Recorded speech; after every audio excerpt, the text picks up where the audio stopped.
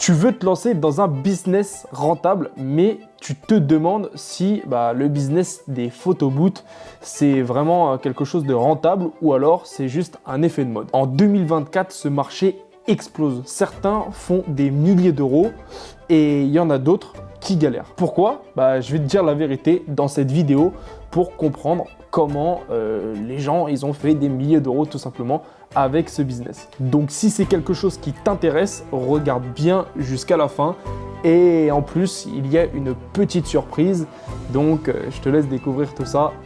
Allez, c'est parti. Ce n'est pas un secret, le marché du divertissement et de l'événementiel, c'est quelque chose de très réputé dans tout le monde. Après le Covid, les gens ont envie de se rassembler, de se redécouvrir et de créer des liens encore plus forts. Et c'est là que le photobooth intervient et c'est à partir de ce moment où ça a vraiment commencé à exploser étant donné que les gens voulaient garder des souvenirs de leur famille, de leurs amis et le Covid avait un peu ralenti toutes ces choses. En termes de chiffres, en 2023, les événements ont connu une hausse de plus de 30%, ce qui est vraiment énorme. Et en 2024, plus de 70% des mariages, des soirées d'entreprise, des événements privés, etc. Intègrent un photobooth à leur événement. Et les clients sont prêts à payer entre 300 à 2000 euros le photobooth pour leur soirée. Mais on se pose la question, pourquoi ça cartonne ? Pourquoi cette machine fait autant ravage lors des événements ? Tout simplement parce que les gens adorent capturer des souvenirs.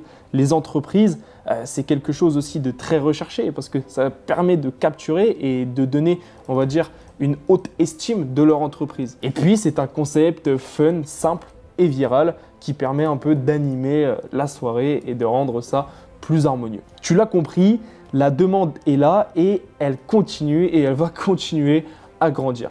Mais est-ce que c'est vraiment une opportunité pour toi ? On y vient tout de suite. Ok, maintenant parlons d'argent. Alors oui, un photobooth, ça peut te ramener beaucoup d'argent, mais il faut le faire intelligemment. Pourquoi ? Pour le prix de la location pour des événements privés, donc que ce soit des mariages, des anniversaires, pour des particuliers, on tourne entre 300 à 700 euros la location. Ensuite, on a le photobooth pour les entreprises ou le branding, donc tout ce qui est lancement de marques, lancement de produits, séminaires, soirées d'entreprise, voilà.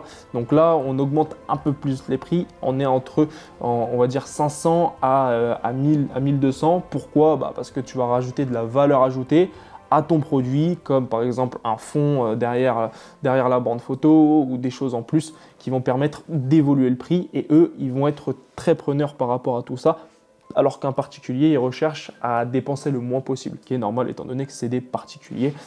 Tout le monde n'a pas beaucoup d'argent. Les entreprises, c'est de l'investissement. Ils voient ça comme de l'investissement, alors que des particuliers voient ça comme une dépense et non un investissement. Et pour une stratégie pour augmenter les revenus, on passe sur des abonnements par mois, donc mensuels, trimestriels ou annuels, pour des entreprises qui font beaucoup d'événements et qui recherchent le photobooth et qui vous le demandent assez régulièrement. Ils vont être intéressés pour travailler avec vous sur du moyen à long terme. Donc c'est pour ça qu'il faut mettre en place une stratégie, donc des abonnements où là vous allez permettre de proposer votre bande photo sur des mois, donc peut-être 3 à 4 fois par mois ou alors 3 à 4 fois par trimestre. Voilà, ça dépend de l'entreprise, ça dépend de ce qu'elle recherche, ça dépend des événements qu'elle a au sein de leur entreprise.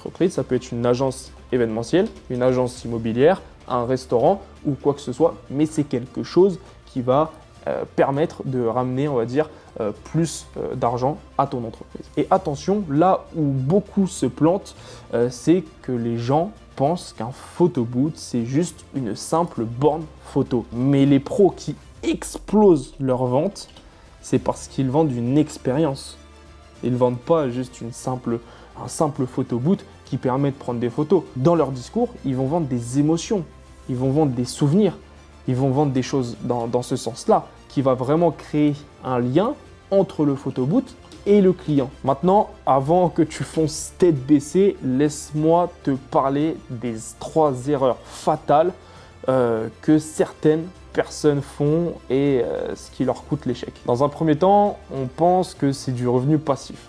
un photoboot, c'est un vrai business. Ça demande du marketing, du service client et une vraie stratégie pour développer ce business de photoboot. Ensuite, on a sous-estimé les coûts cachés. Et ça m'a coûté un peu cher. Certains pensent qu'ils peuvent acheter une borne, la louer et comme ça, après, ils deviennent riches et puis basta, j'ai niqué le game. Non, ça ne se passe pas comme ça. Il faut prendre en compte la maintenance, le logiciel, le consommable, les déplacements, l'essence, voilà, l'usure de la voiture.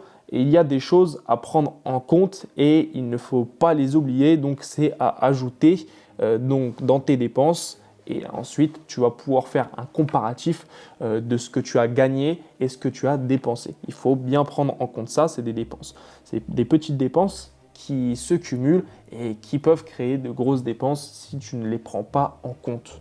Et pour finir, c'est que le marché devient compétitif. Si tu fais comme les autres et que ton business ressemble aux autres, bah, tu vas tout simplement te noyer dans la foule et bah, tu ne vas pas pouvoir te diversifier des autres, donc de tes concurrents. Et ça, il faut vraiment le prendre en compte. C'est quelque chose de très important. Rajouter ta petite valeur ajoutée à ton entreprise que les autres ne font pas, ou alors ils peuvent le faire, mais de différentes manières. Voilà. Donc, il faut le prendre en compte, regarder la concurrence, se renseigner et ensuite proposer sa petite offre qui sera différente de ta concurrence. Et si tu veux réussir, il faut que tu te présentes comme un expert.